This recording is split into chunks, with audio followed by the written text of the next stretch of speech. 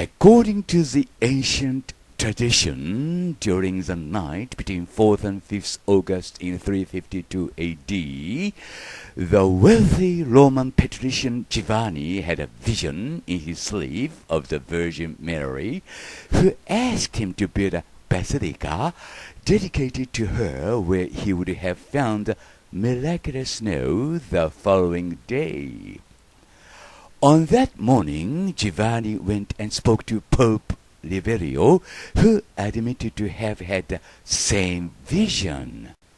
The snow was actually discovered on the nearby hill, and the basilica, which is now called Santa Maria Maggiore, was built on that place.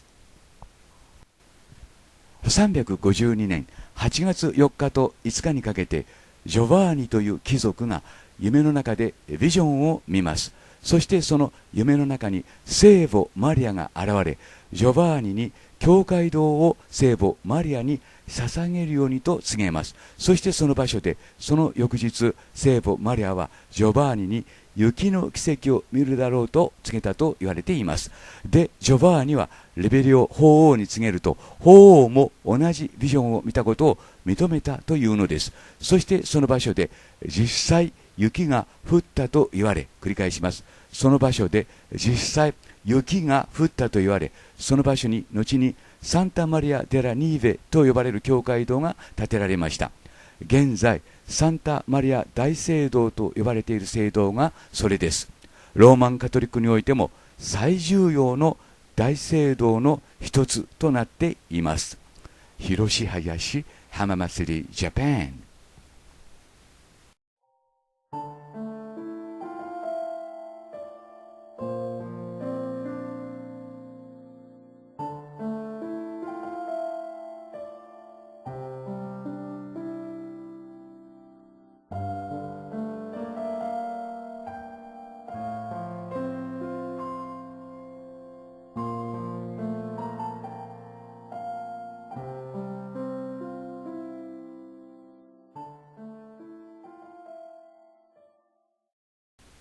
352年8月に起きた雪の奇跡事件は本当に雪だったのかということになります。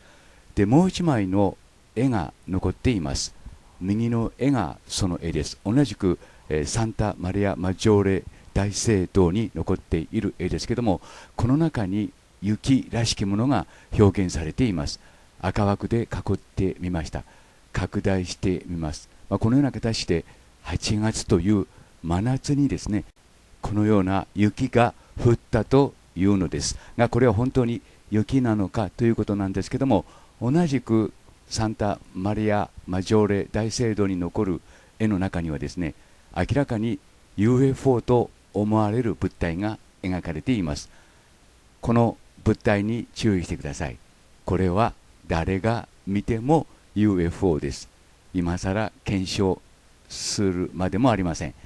で、この UFO とエンジェルヘアということになるわけですけども、 UFO が現れるとですね、このエンジェルヘアも現れるということはよく知られています。ファティマの踊る太陽事件の時もそのエンジェルヘアが現れたと言われています。で、エンジェルヘアといえば同じくイタリア・フロレンスで現れたエンジェルヘア事件があります。まずその動画をご覧になってください。私、林博はエンジェルヘアが雪に間違えられたのではないかと考えています。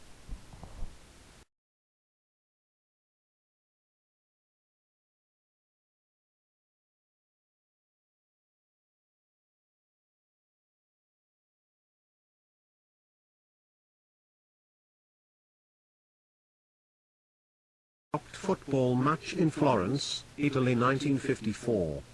60 years ago a football match ground to a halt when unidentified flying objects were spotted above a stadium in Florence. Did aliens come to Earth? If not, what were they?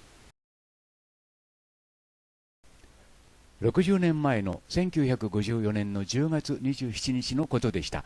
イタリアのフロレンスの上空に UFO が現れ、サッカーの試合が中断されるという事件が起きました。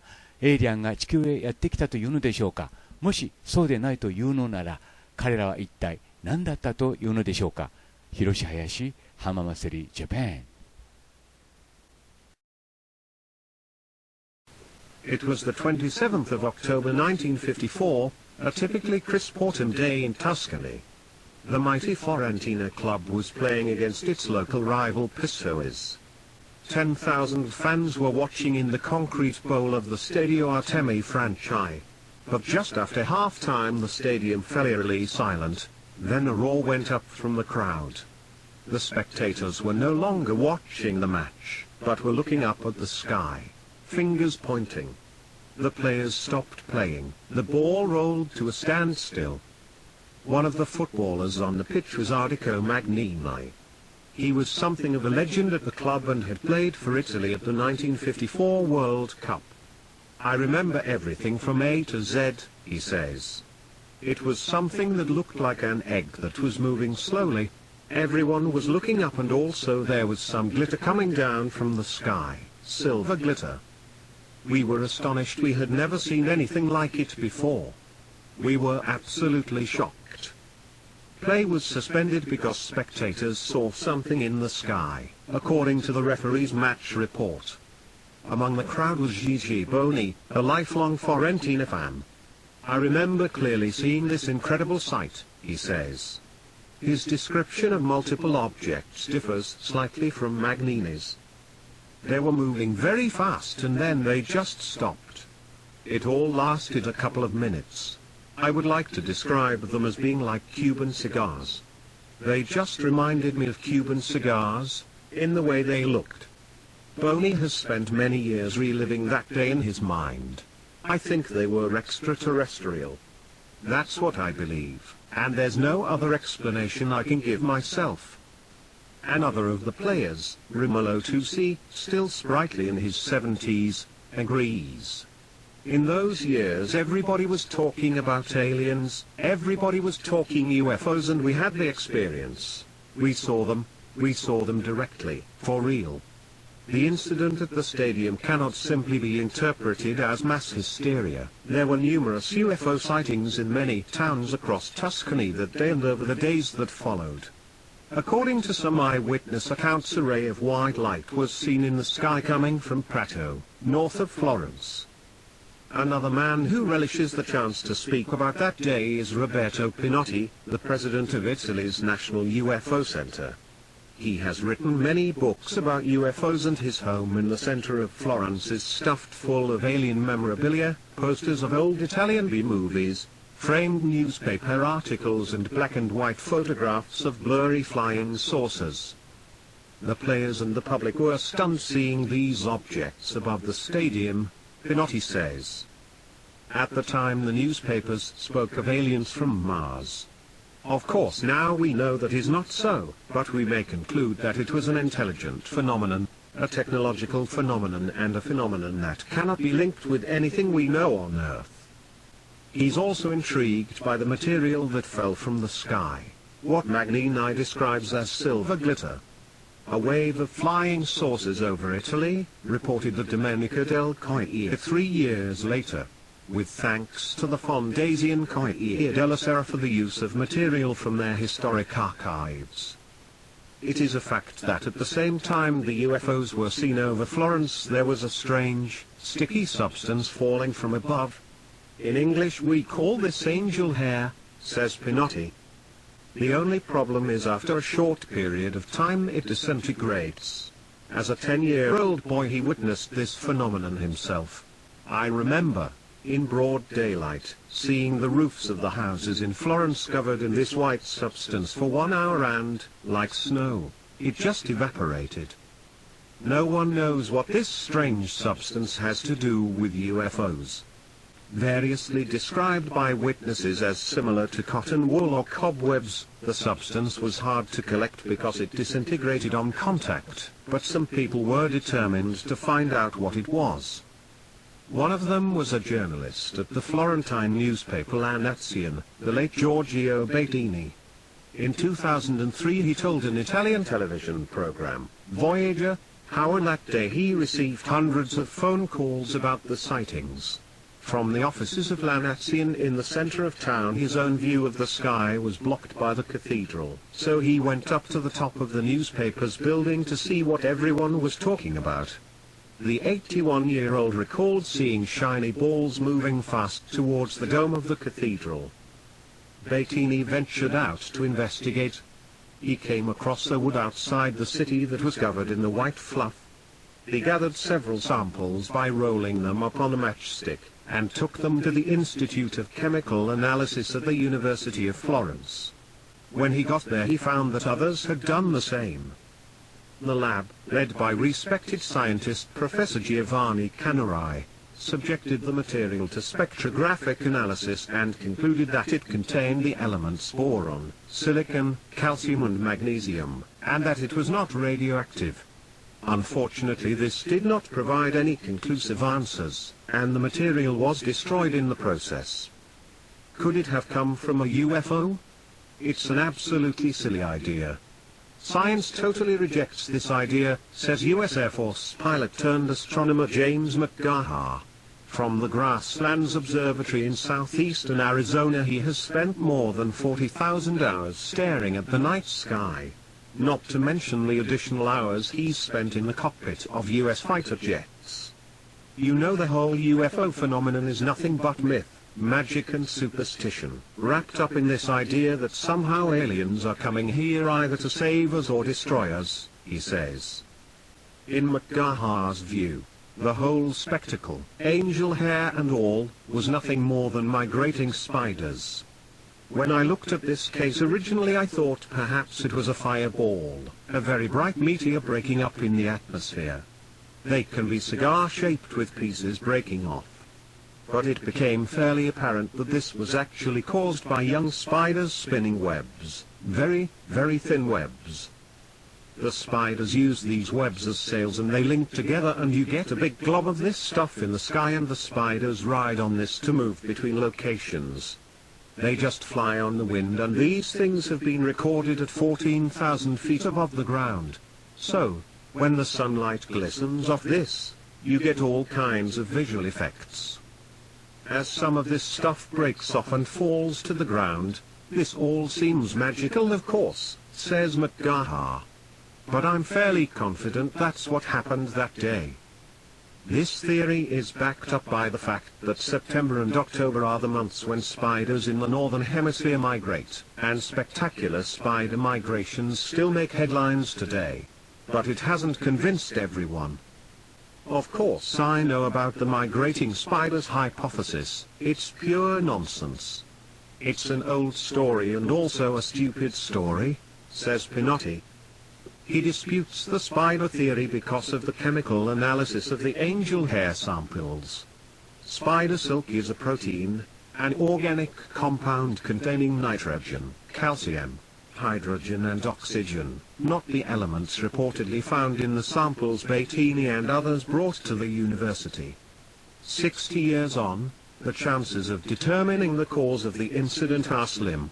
I wouldn't trust any reports of an old and strange event like this unless I'd seen the data, says science writer Philip Ball. He agrees that the elements said to have been observed in the angel hair don't seem to tally with the spider theory. Magnesium and calcium are fairly common elements in living bodies. Boron and silicon much less so. But if these were the main elements that the white fluff contained, it doesn't sound to me as though they'd come from spiders, he says. So it all remains a mystery. No matter what the scientists say, those who were there are convinced that what they saw was unlike anything on Earth. Rimolo Tusi just feels lucky to have been there. His eyes dance excitedly as he remembers that curious day. I was spellbound and I was also so happy.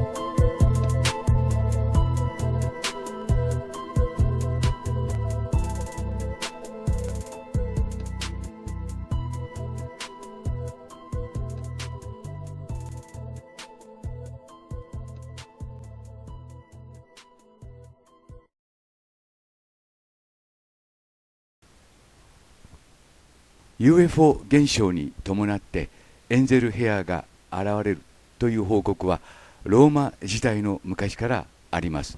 そして聖母マリアがですね、人間の前に現れていわゆる人間を指導するという事件は過去においてもたびたびありました。最もよく知られている事件がですね、グアダルーペ事件というのがあります。そのグアダルーペ事件の時はですね、ファン・サンディエゴの前に聖母マリアが現れてですね、やはり同じように聖堂を作るようにという指示を与えています。つまり今ご覧いただいているのは、これは現在の、雪の奇跡事件を再現した祭りということになりますが、雪ではなくて実は UFO 現象に伴うエンゼルヘアであると解釈すると、その謎も解けるということになります。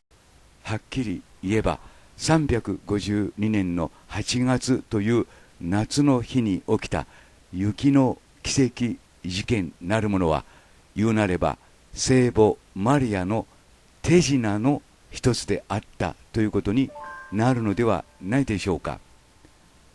Bye for now.